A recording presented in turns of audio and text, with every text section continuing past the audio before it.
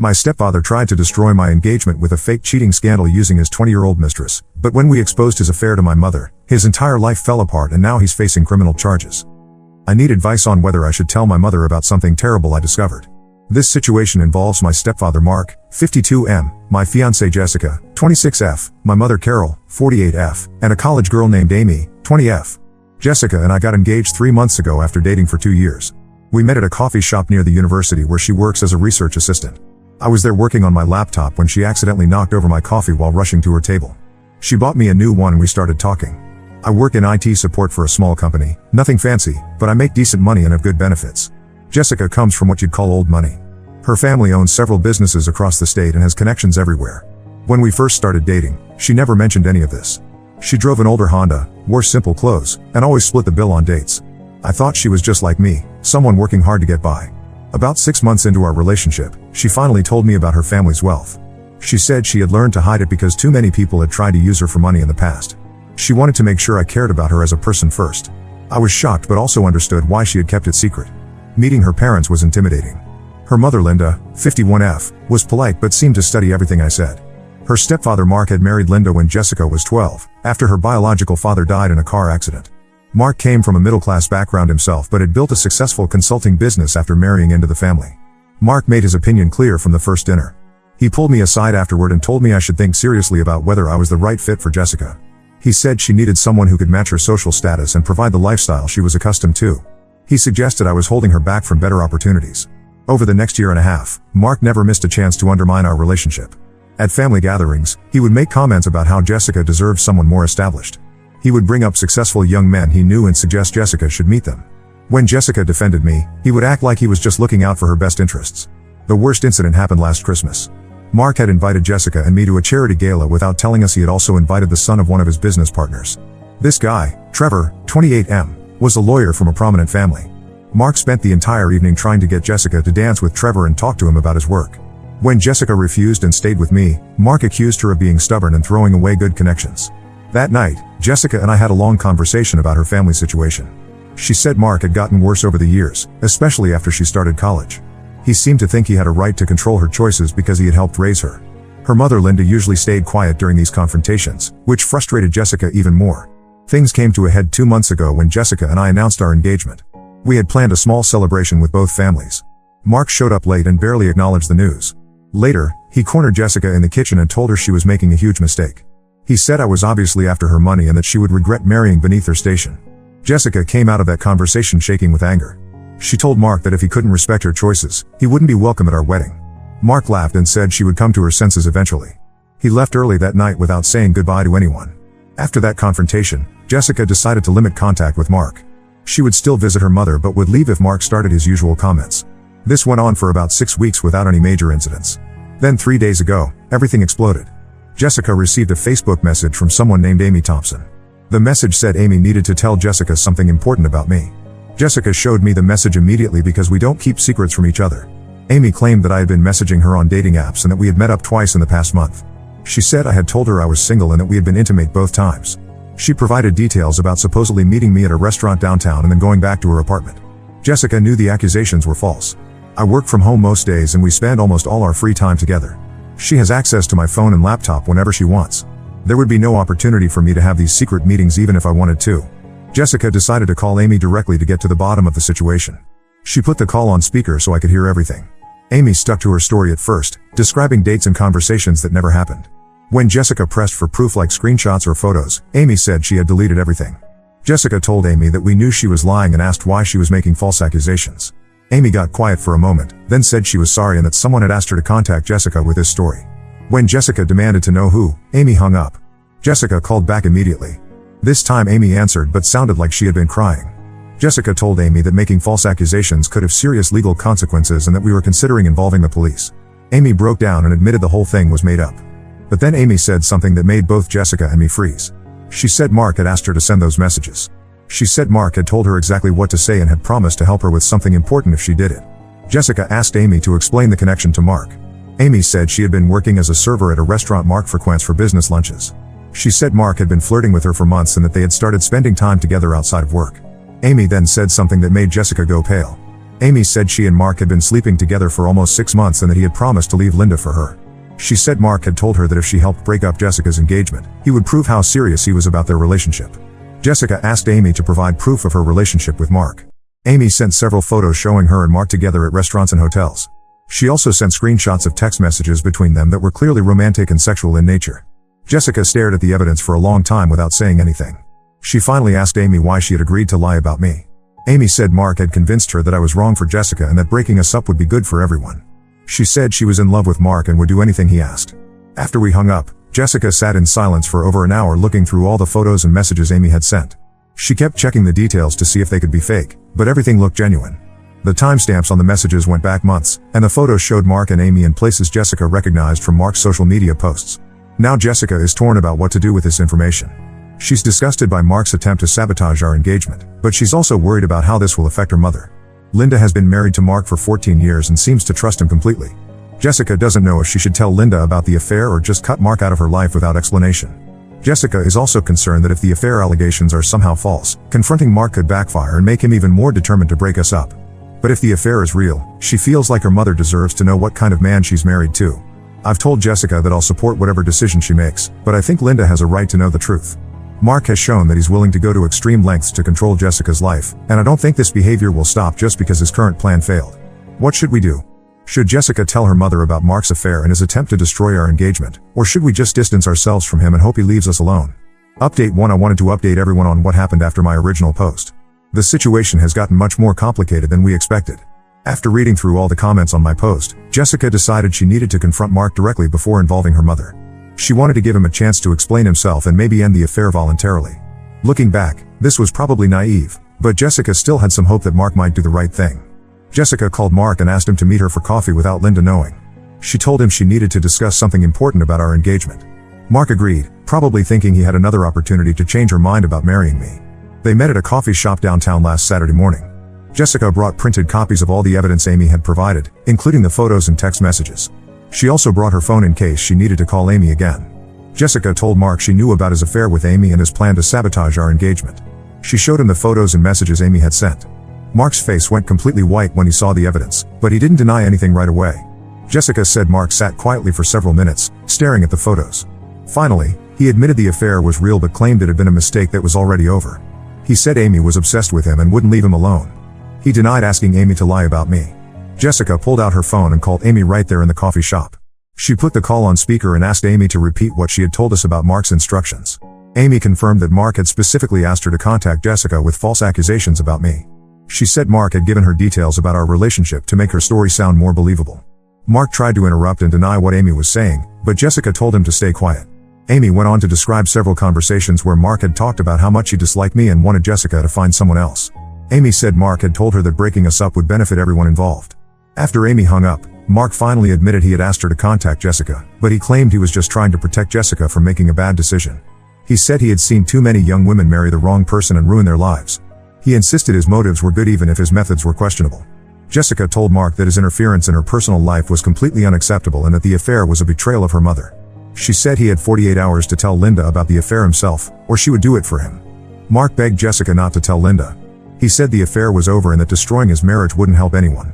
He promised to stop interfering in our relationship if Jessica would keep quiet about Amy. He even offered to pay for our wedding and give us his blessing.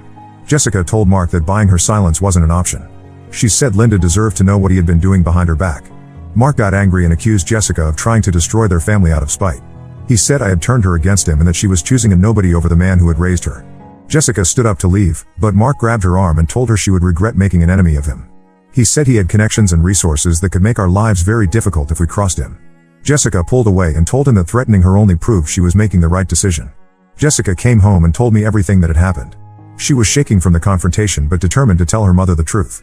We decided to wait until the 48-hour deadline passed to see if Mark would confess on his own. Monday evening came and went with no word from Linda, so we knew Mark hadn't said anything. Jessica called her mother Tuesday morning and asked if they could have lunch together. Linda agreed, probably thinking Jessica wanted to discuss wedding plans. Jessica and Linda met at Linda's favorite restaurant yesterday afternoon. Jessica brought copies of all the evidence again, including new photos Amy had sent showing her and Mark together just days after their coffee shop confrontation. This proved Mark had lied about ending the affair. Jessica told Linda everything, the false accusations against me, Mark's affair with Amy, and his attempt to blackmail Jessica into silence. Linda initially didn't believe any of it and accused Jessica of making up stories because she was angry about Mark's disapproval of our engagement. Jessica showed Linda the photos and text messages. Linda examined each piece of evidence carefully, asking questions about dates and locations. Some of the photos were taken at places Linda recognized from Mark's business trips. The text messages referenced conversations Mark had supposedly had with clients on days Linda remembered him being away from home. Linda became very quiet as she went through everything. Jessica said her mother's hands were shaking as she read some of Mark's more explicit messages to Amy.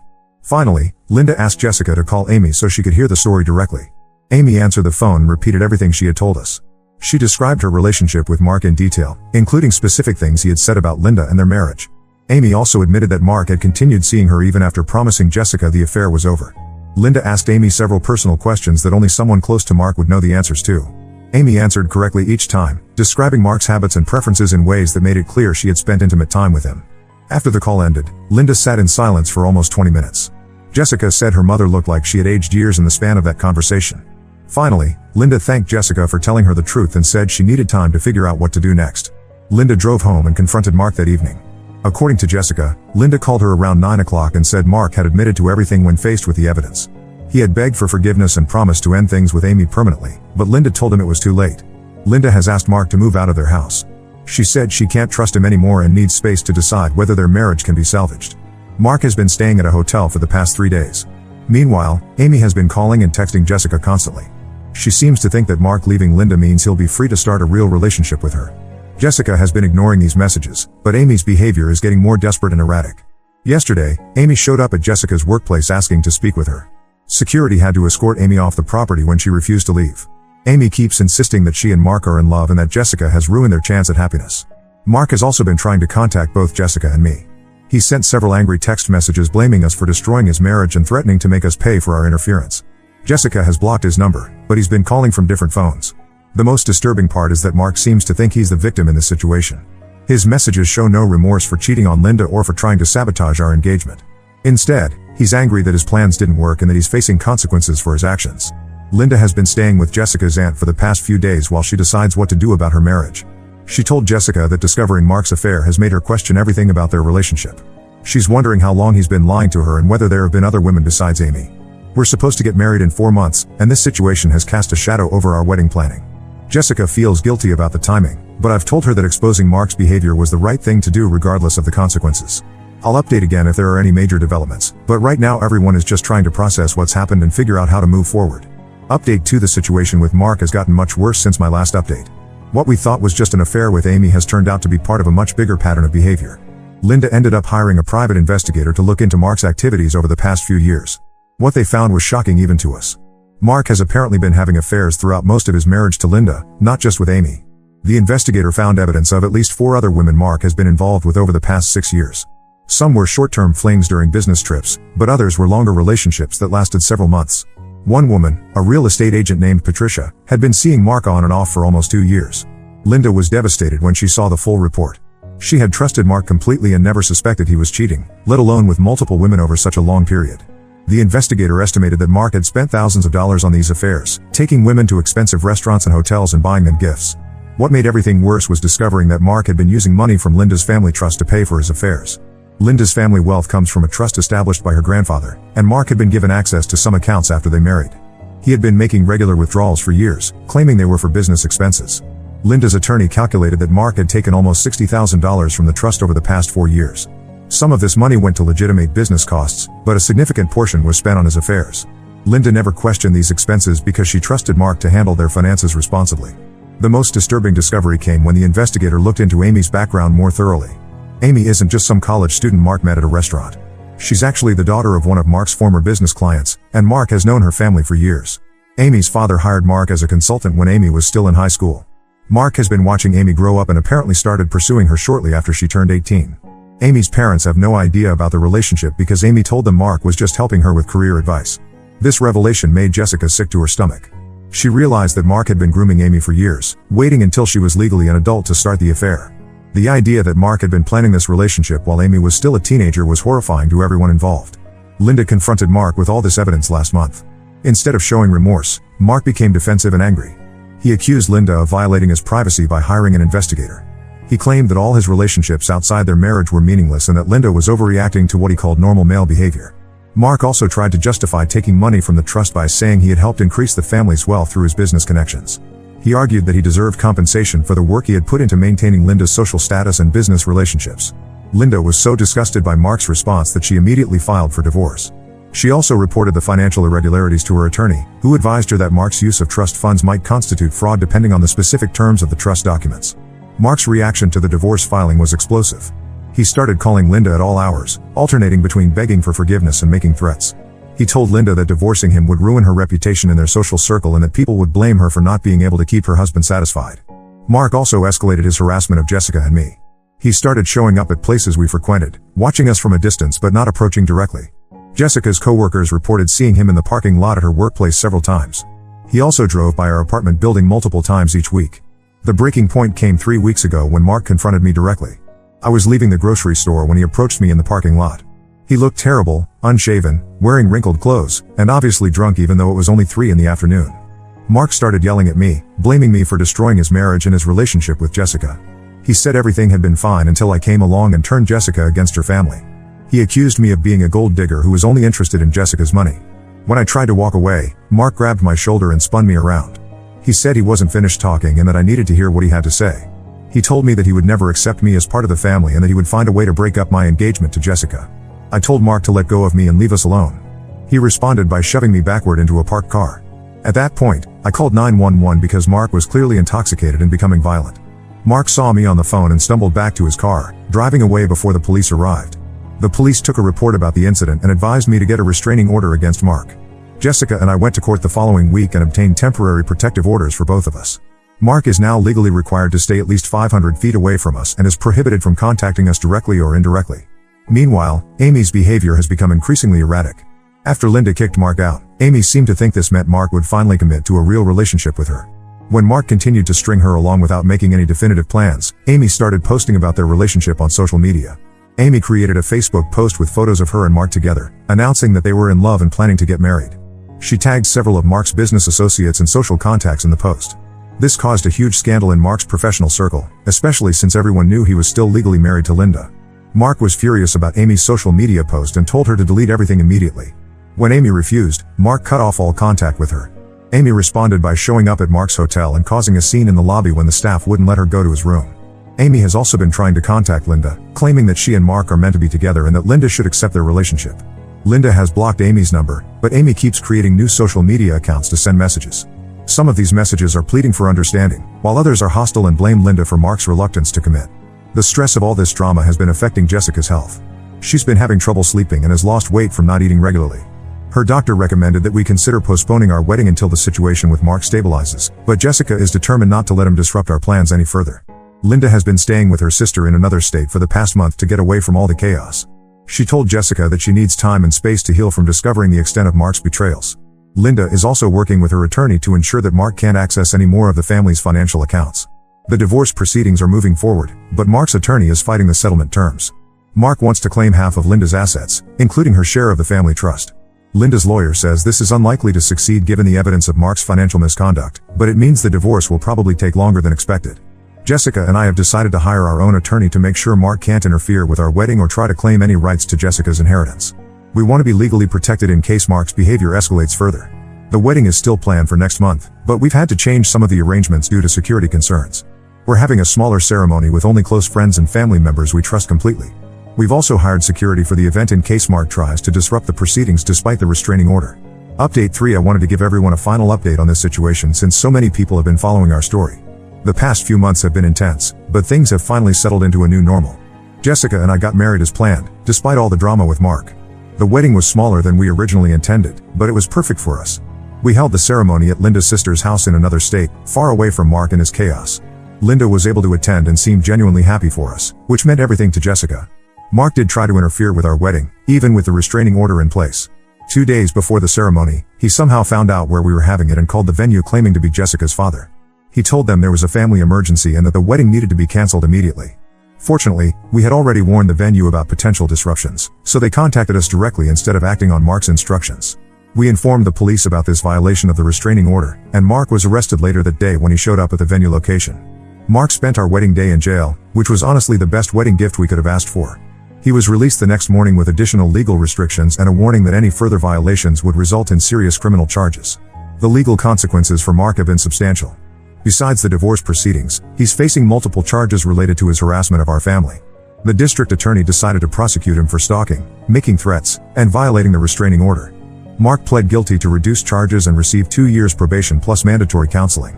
Mark's business has also suffered significantly from all the negative publicity. Several of his major clients canceled their contracts after Amy's social media posts and the subsequent legal troubles became public knowledge. Mark had to close his consulting firm and is apparently working for someone else now at a much lower salary. The divorce between Mark and Linda was finalized 2 months ago. Linda's attorney did an excellent job protecting her assets, and Mark received only a small settlement that barely covered his legal fees. He also had to repay the $60,000 he took from the family trust, plus interest and penalties. Linda discovered even more affairs during the divorce proceedings, including one with a woman who worked at their country club. The investigator found evidence that Mark had been unfaithful almost from the beginning of their marriage. Linda told Jessica she felt stupid for not seeing the signs earlier, but everyone assured her that Mark was just very good at hiding his behavior.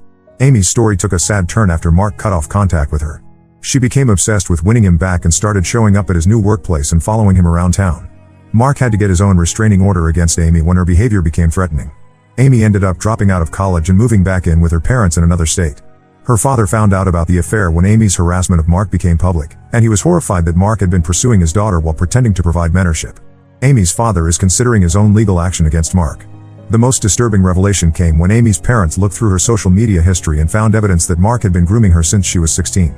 There were messages and photos going back several years showing Mark giving Amy expensive gifts and taking her to adult events without her parents' knowledge. Amy's father reported this information to the police, and Mark is now under investigation for possible statutory rape charges. The investigation is ongoing, but Mark's attorney is apparently trying to negotiate a plea deal to avoid a trial. Linda has been doing much better since the divorce was finalized. She's been traveling and spending time with friends she had lost touch with during her marriage to Mark. She told Jessica that she feels like herself again for the first time in years and that she's actually grateful the truth came out when it did. Linda has also been very supportive of our marriage, which has helped Jessica tremendously. She's made it clear that she considers me part of the family and that she regrets not standing up to Mark's behavior sooner. She's been helping us look for a house and has even offered to help with the down payment. Jessica and I have been living quietly and trying to rebuild our sense of security after months of harassment and threats. Jessica has been seeing a counselor to help process the trauma of discovering how manipulative and dangerous Mark really was. She's doing much better but still has moments when she questions her judgment about people. I've also struggled with trust issues after this experience. Finding out that someone hated me enough to orchestrate such an elaborate scheme to destroy my relationship was deeply disturbing. It's made me more cautious about people's motives and more protective of our privacy. We've learned to be much more careful about our personal information and social media presence. We've changed our phone numbers, moved to a new apartment, and limited what we share online. It's unfortunate that we have to live this way, but Mark's behavior showed us how dangerous obsessed people can be. The restraining order against Mark is still in effect and will remain so for another year. He's not supposed to contact us directly or indirectly, but he's tested the boundaries a few times. He created fake social media accounts to try to friend us and had a mutual acquaintance ask Jessica if she would consider reconciling with him. Each time Mark has violated the spirit of the restraining order, we've reported it to the authorities. His probation officer has warned him that any further contact attempts could result in jail time, which seems to have finally gotten through to him. Mark's current situation is apparently quite grim. He lost his house in the divorce settlement and is renting a small apartment across town. His reputation in the business community is ruined, and most of his former friends have distanced themselves from him. He's essentially starting over at age 52 with nothing to show for his previous life. Jessica occasionally hears updates about Mark through mutual acquaintances, but she's made it clear that she doesn't want detailed information about his situation. She's focused on moving forward with our life together rather than dwelling on the past. We're expecting our first child in 6 months, and Linda is excited about becoming a grandmother. She's already planning to spoil the baby and has been buying clothes and toys. It's wonderful to see her so happy after everything she's been through. Looking back on this whole experience, I'm amazed at how quickly our lives were turned upside down by one person's selfish and manipulative behavior. Mark's attempts to control Jessica's life ended up destroying his own family and career while bringing Jessica and me closer together. The most important lesson we've learned is that some people will go to extreme lengths to get what they want, even if it means hurting innocent people in the process. We've also learned the importance of standing up to bullies and not letting fear prevent us from doing the right thing.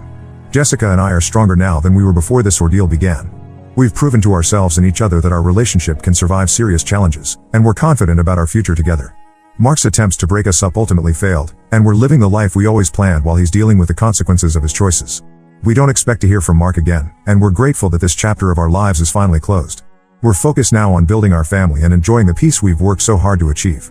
Now let's move to the next story. Story 2. My sister made out with my boyfriend at our engagement party. 5 years later, she is trying to use her baby to manipulate me into giving her money. 26F. Never thought I'd be writing this, but here I am.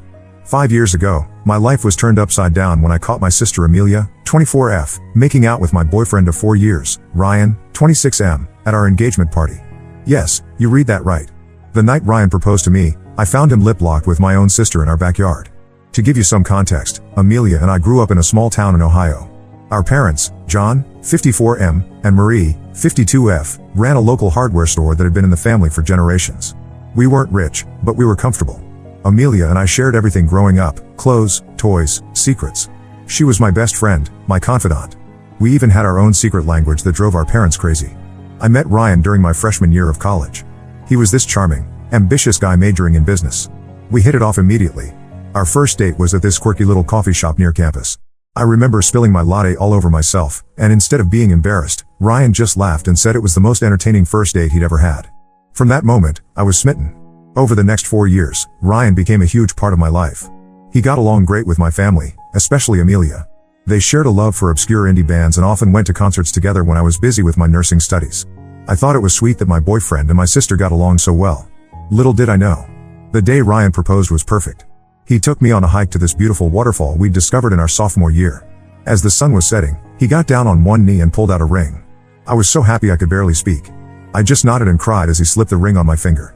We decided to have an impromptu engagement party that night. Our friends and family gathered at our house. The atmosphere was electric. Everyone was so happy for us. I remember my mom hugging me tight, telling me how proud she was. My dad shook Ryan's hand and welcomed him to the family. Amelia seemed quieter than usual, but I chalked it up to her being overwhelmed by the sudden celebration. As the night wore on, I noticed Ryan was nowhere to be found. I went looking for him, thinking maybe he'd stepped out for some air. That's when I saw them. In our backyard, partially hidden by the old oak tree we used to climb as kids, were Ryan and Amelia. They were locked in an embrace that was far from familial. I stood there, frozen, for what felt like hours but was probably only seconds. The engagement ring on my finger felt like it was burning my skin. When they finally noticed me, they jumped apart. The look on their faces, a mix of guilt and something else I couldn't quite place, is seared into my memory. I didn't wait for explanations. I ran. I got in my car and drove to a hotel in the next town over. My mind was a whirlwind of confusion and pain. How long had this been going on? How could they do this to me? I spent the night crying and trying to make sense of what I'd seen. The next morning, I woke up to a barrage of messages. From Ryan, from Amelia, from my parents. Ryan's message made me sick to my stomach. He said he was sorry, but he and Amelia had fallen in love. Apparently, it had been going on for months. He claimed he'd proposed to me because he thought committing to me would make his feelings for Amelia go away. Instead, it had only made them stronger. Amelia's message wasn't any better. She apologized but said she couldn't help falling in love with Ryan. She hoped I could understand and forgive them both eventually. I couldn't believe what I was reading.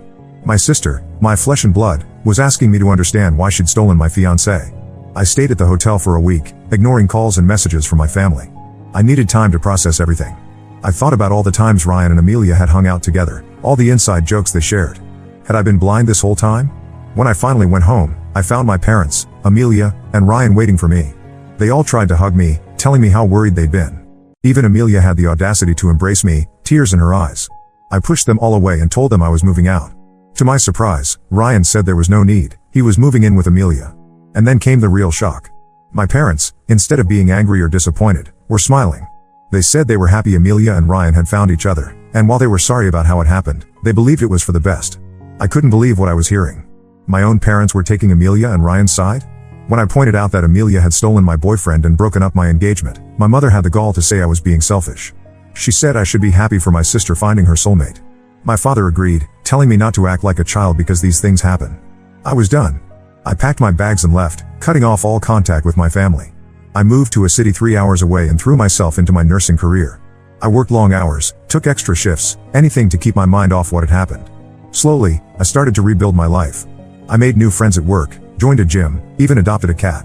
Over the next few years, I worked hard to build a new life for myself. I got promoted to head nurse in the pediatric ward. I saved up and bought a small but cozy apartment.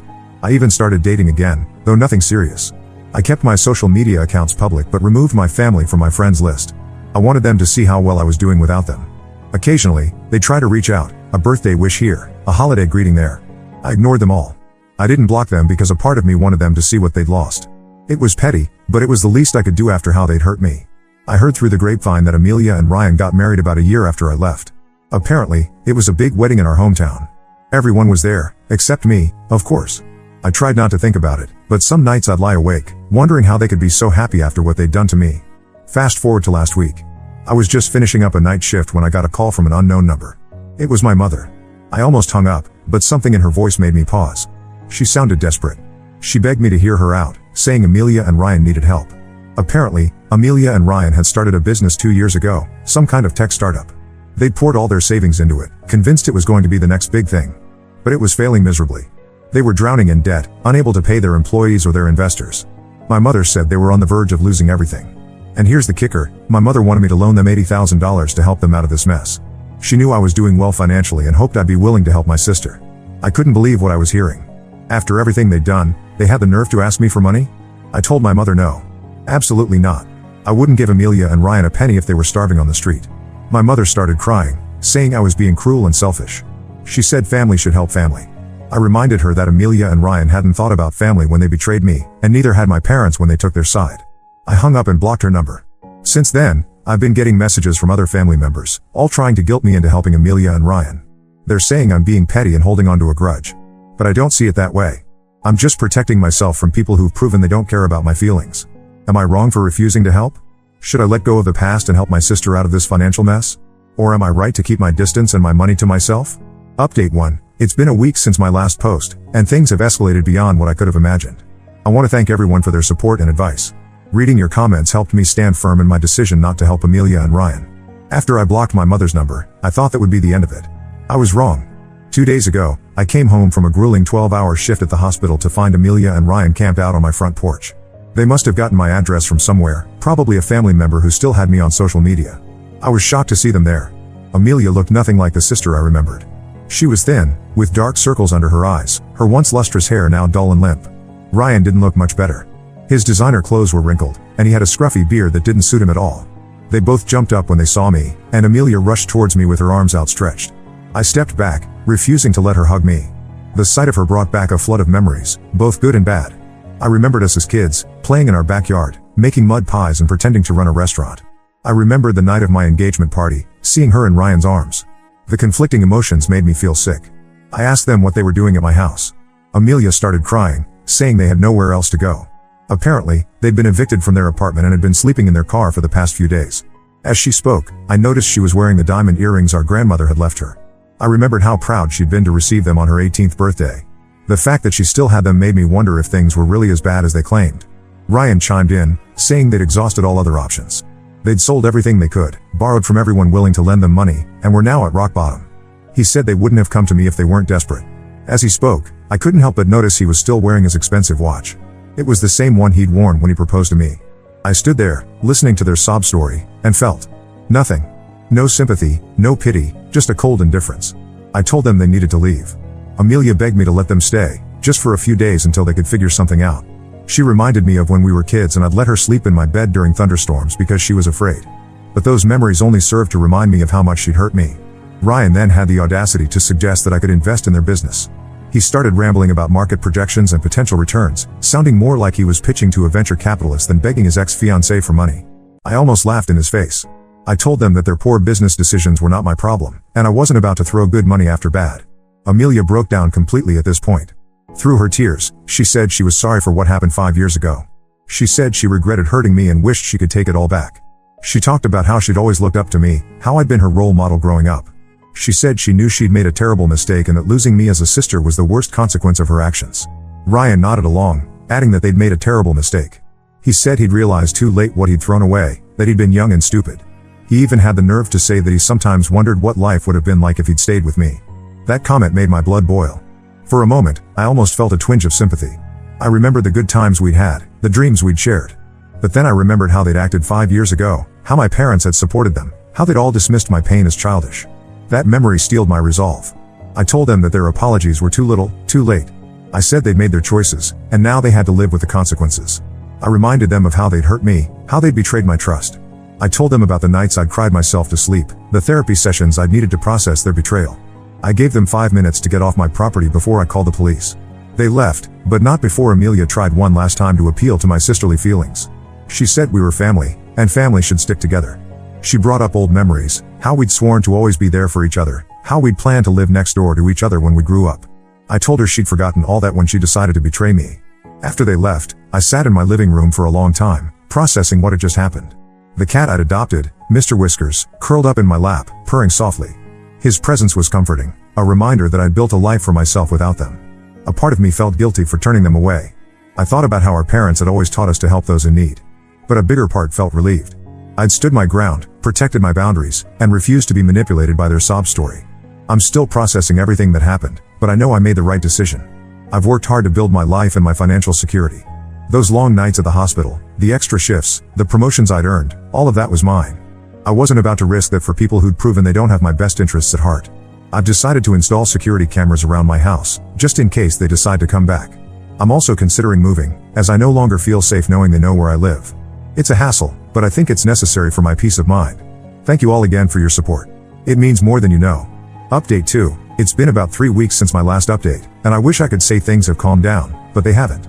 The situation has taken an unexpected turn, and I'm still trying to wrap my head around it all. Last week, I received a letter from a lawyer. At first, I thought it might be related to work, maybe something about a patient's family. But as I read it, my blood ran cold. Amelia and Ryan were threatening to sue me for emotional distress and familial abandonment. They claimed that my refusal to help them in their time of need had caused them severe emotional trauma and financial hardship. I was floored. I couldn't believe they would stoop so low. The letter demanded that I either provide them with financial assistance or face legal action. It was a blatant attempt at extortion, and it made me furious. I thought back to all the times Amelia and I had played court as kids, using our stuffed animals as the jury. Never in my wildest dreams did I imagine we'd end up on opposite sides of a real legal battle. I immediately contacted a lawyer of my own. After reviewing the letter, he assured me that their claims had no legal standing. Familial abandonment isn't even a real legal term, and you can't sue someone for not giving you money. He said it was likely a scare tactic, an attempt to bully me into complying with their demands. While I was relieved to hear that their threats were baseless, I was still shaken. The fact that they would go this far, try to intimidate me with legal action, showed just how desperate and ruthless they'd become. It made me think about how well I really knew them. Had they always been capable of this, or had desperation changed them so fundamentally? My lawyer advised me to send a cease and desist letter, warning them that if they continued to harass me, I would pursue legal action against them for harassment and attempted extortion. We sent the letter, and for a while, things were quiet. I tried to focus on my work, throwing myself into my nursing duties with renewed vigor. The pediatric ward was always busy, and the needs of the sick children helped keep my mind off my own problems. But then, a few days ago, I received a call from my Aunt Lisa, my mother's sister. Aunt Lisa had always been the family peacemaker. When Amelia and I fought as kids, she was the one who'd sit us down and make us talk it out. Hearing her voice brought back memories of summer barbecues and family game nights. She told me that Amelia was pregnant. Apparently, Amelia and Ryan had decided that having a baby would somehow solve their problems. They thought that once I knew about the baby, I'd feel obligated to help them for the sake of family. I was stunned. Bringing a child into their mess seemed incredibly irresponsible. I thought about the children I cared for at work, how much love and stability they needed. How could Amelia and Ryan think they could provide that when they couldn't even take care of themselves? My aunt begged me to reconsider my position, saying that the baby shouldn't suffer for its parents' mistakes. She even suggested that helping them now would be an investment in my future relationship with my niece or nephew. She reminded me of how close Amelia and I had been with our cousins growing up, how we'd always said our kids would be best friends too. I told my aunt that while I felt sorry for the unborn child, I wasn't going to be emotionally blackmailed. Amelia and Ryan's decision to have a baby in their current situation was their choice, and it wasn't my responsibility to bail them out. I explained that I had patients at the hospital who needed me, and I couldn't jeopardize my ability to care for them by getting entangled in Amelia and Ryan's financial mess. After hanging up, I sat for a long time, thinking about everything that had happened. I felt a mix of emotions, anger at Amelia and Ryan's manipulation, sadness for the baby being brought into this situation, and a strange sense of relief that I was standing firm in my decisions. I thought about my own plans for the future. I'd always wanted children, but after what happened with Ryan, I'd put those dreams on hold. Now, hearing about Amelia's pregnancy, I felt a twinge of longing. But I quickly reminded myself that I was building a good life, one where I could eventually welcome a child into a stable, loving home. I've decided to completely cut off all contact with my extended family as well. I've changed my phone number and email address, and I'm in the process of moving to a new apartment in a different part of the city. It's drastic, but I feel it's necessary for my mental health and safety. This whole situation has been a harsh reminder of why I distanced myself from my family in the first place. Their willingness to manipulate and guilt me shows that they haven't changed at all in the past 5 years.